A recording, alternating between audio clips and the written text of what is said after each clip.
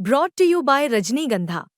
यूं ही नहीं ताज ताज बन जाता है, शिल्पकारों का हुनर और चुनिंदा संगमरमर ताज को नायाब बनाते हैं। कुछ ऐसे ही चुनिंदा जगहों से बस खास ही चुनकर लाता हूँ। कतरे कतरे को मैं हीरे सा परखता हूँ। यूं ही नहीं मैं रजनीगंधा बन जाता हूँ।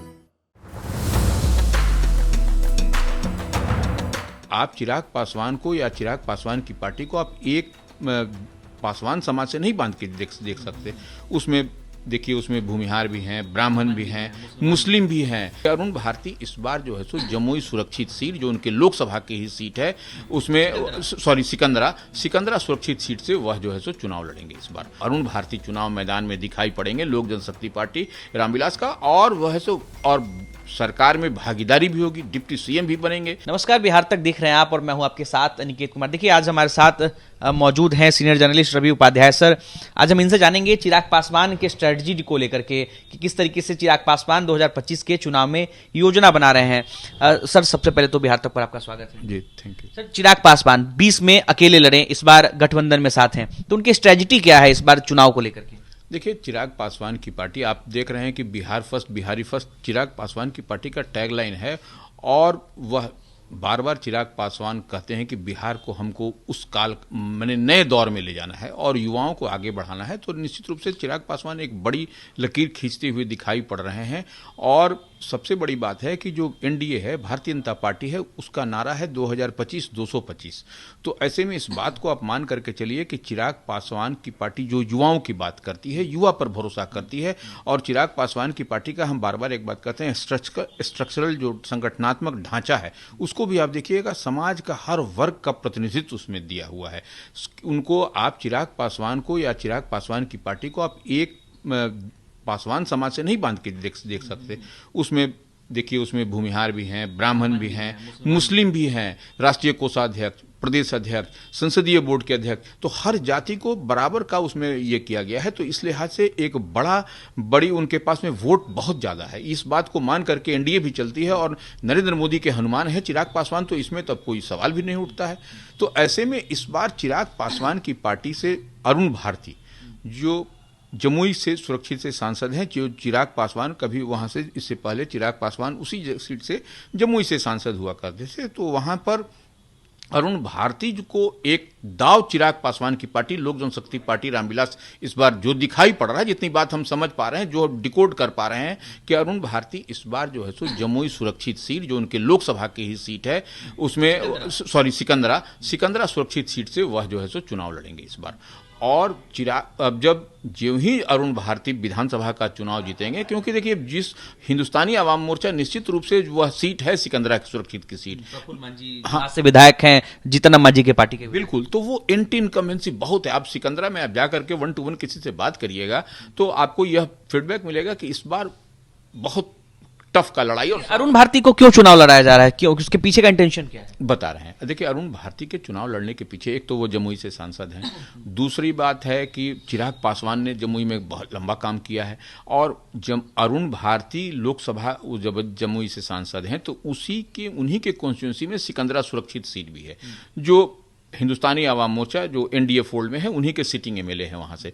तो इतना एंटी इनकम्बेंसी है कि अगर यदि वह लड़ेंगे तो निश्चित रूप से जो भारतीय जनता पार्टी का जो टैगलाइन है कि 2025 में 225 243 विधानसभा की सीट में से, तो यह बहुत टफ होता हुआ दिखाई पड़ रहा है। तो ऐसे में निश्चित रूप से अदला बदली होगी वो सीट की, और वहां से सिकंदरा सुरक्षित से इस बार आपको अरुण भारती चुनाव मैदान में दिखाई पड़ेंगे लोक जनशक्ति पार्टी रामविलास का, और वह और सरकार में भागीदारी भी होगी, डिप्टी सीएम भी बनेंगे, आपको सामाजिक समीकरण भी साधना पड़ेगा। डिप्टी सीएम बनेंगे, ये बड़ी बात आप बता रहे हैं, डिप्टी सीएम। निश्चित रूप से देखिए, आप अब तक क्या होता था, लोक जनशक्ति पार्टी रामविलास के एक विधायक थे, वह भी जो है सो उनको तोड़ करके किधर चले गए, यह सब लोग जान रहा है। तो ये एक बात समझ लीजिए कि आपको जब सबको बराबर बराबर हिस्सेदारी, जितनी जिसकी भागीदारी उतनी उसकी हिस्सेदारी, तो आप डिप्टी सीएम तो बनाना ही पड़ेगा ना एक उनको। आप मान लीजिए चिराग पासवान ऐसा चाहते हैं कि उनके बहनोई को जो है डिप्टी सीएम बनाया जाए। देखिए, चिराग पासवान मायने नहीं रखते। चिराग पासवान की पार्टी के जो कार्यकर्ता हैं,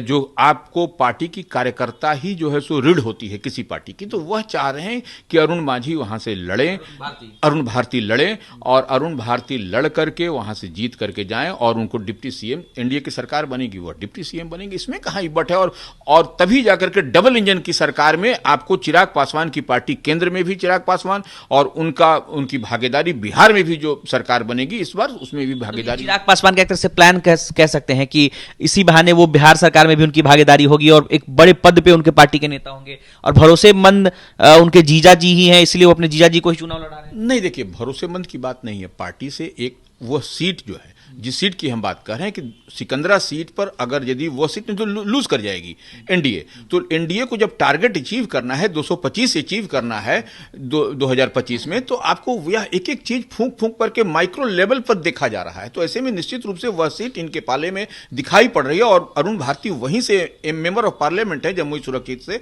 तो उनको लड़ाने में कोई लड़ने की बात तो अलग है, लेकिन डिप्टी सीएम बनाना अरुण भारती को, ये नहीं, आप सामाजिक समीकरण साधिएगा ना। किसी चीज को जब आप बात करते हैं, साधते हैं, तो उसमें आपको मान लीजिए भूमिहार से रखिएगा, अपर उससे रखिएगा, दलित से रखिएगा, ईबीसी से रखिएगा, ओबीसी से रखिएगा, तो यह सब कुछ तो वही सामाजिक समीकरण को साधना हो। अभी क्या आपको दिखाई पड़ रहा है? अभी जो डिप्टी सीएम है और सीएम है वह देख लीजिए क्या है। तो इसी लिहाज से जब एनडीए की गवर्नमेंट, अभी भी उस समय भी एनडीए की गवर्नमेंट बनेगी, तो निश्चित रूप से अरुण भारती रहेंगे। तो वह पढ़े लिखे, योग्य हैं, काम करने वाले हैं, जुझारू हैं, 24/7 वर्क करते हैं। तो ऐसे लोगों को क्यों नहीं अकोमोडेट होंगे? ऐसे लोग क्यों नहीं आएंगे? तो जनता ही, देखिए, जनता जो है सो सब कुछ समझ रही है, देख रही है, और इसीलिए हम कह रहे हैं कि आपको एक मजबूत पहलवान को इस बार उतारना दिखाई पड़ रहा है, जो कि सीट भी बचाना है, सीट आपको करना भी है। चलिए, तो देखिए, हमारे साथ senior journalist Ravi Upadhyay sir थे, और इन्होंने एक बड़ी बात कही है कि चिराग पासवान के बहनोई अरुण भारती चुनाव लड़ने की तैयारी कर रहे हैं, उनकी पार्टी उनको चुनाव लड़वाने की तैयारी कर रही है, और लक्ष्य है कि जब बिहार में एनडीए की सरकार बने, उसमें लोजपा रामविलास की हिस्सेदारी हो, और उस हिस्सेदारी के तौर पर उनके बहनोई, चिराग पासवान के बहनोई अरुण भारती डिप्टी सीएम बिहार सरकार में बन सकते हैं। ऐसी तैयारी उनकी पार्टी की तरफ से चल रही है। कैमरामैन नदीम आलम के साथ अनिकेत कुमार, बिहार तक, पटना।